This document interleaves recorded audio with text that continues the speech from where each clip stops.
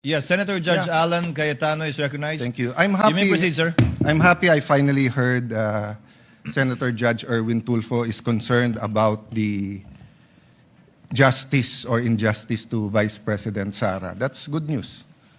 Regarding the waste of time here, sabi ni Senator Joker Arroyo, it is useless to argue a legal point with a non-lawyer.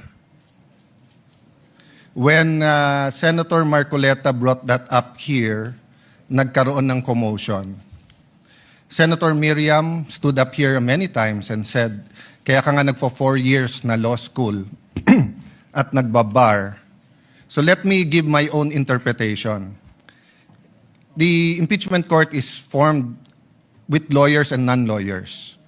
And we interact, and it's for everyone, and we're equal. But if there's an engineer here or a doctor and they talk about medical principles, I have to either study and argue on medical principles. Hindi ko pwedeng sabihin, hindi, ganito lang yan, logic lang yan, etc. Diba?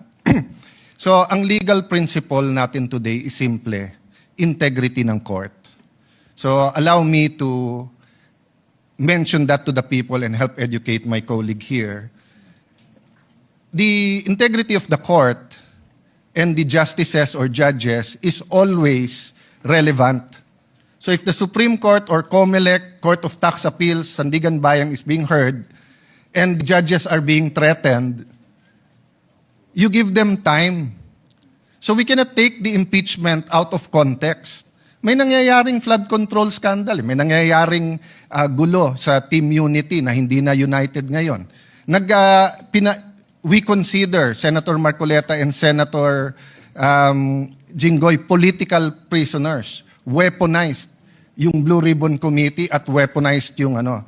So Mr. President, hindi tama na sabihin na I wasn't, after we brought up the problem with NBI, they doubled down, naggumawa pa ng task force. I mentioned 2 colleagues sa SALN, I didn't accuse them. Sabi ko lang, just like Vice President Sara, just because tumaas ang SALN, can we already ask for the BIR, for the AMLA and the bank accounts? So sabi ko, yan ang i-discuss namin sa Monday. Nag-react na, nag-accuse. I did not take up your accusations here today. Si Secretary Vince Dizon, 3 beses na nag-verify sa Taguig. Sinabi na 3 beses na walang ghost. Ngayon, i-verify ulit. I wasn't going to bring that up, but then i-question ninyo si Senator Padilla. It was all over the news na hindi niya inintindi or he snubbed the ombudsman. I was going to stand up before Senator Erwin stood up just to say, may registered mail. So nung una pa lang, 5 minutes si Senator Tulfo. So I'll take the 5 minutes also if you don't mind. The gentleman may proceed Yes. and kindly be mindful of the time. Yes, I will now. So I'm just saying, Senator Padilla just stood up to say, sumusunod siya sa batas. Tapos, kaya humaba to dahil nga hindi importante ata dito yung integrity ng judge. Lastly, kaya sinabi kong it's useless to argue a legal point. Ilang beses ko na narinig dito. It's our job to clear or prosecute the Vice President. Hindi po. It's our job to try and to decide.